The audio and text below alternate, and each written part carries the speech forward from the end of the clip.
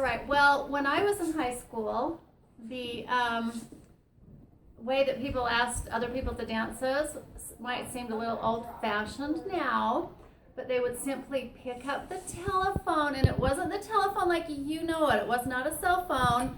It was attached to a cord and hooked on the wall, and they would just call them and ask them. There weren't any creative ways to ask.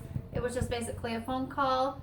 You want to go to prom with me or to Sadie Hawkins with me or whatever, and then the other person would answer, and that was that.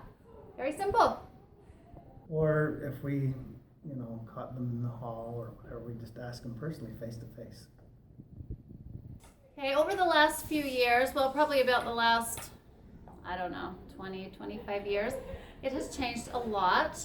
I watched my own children, go through all these searching of ideas to try to be creative in a way to ask that no one had ever asked before. It can get very expensive. It's very time consuming. But I know everybody just wants to be creative and have a fun way to ask and then also to answer. Because usually the way to answer takes as much creativity and time and expense as the way that the initial person asked. What I've noticed is that method of asking someone out for a dance has changed a lot.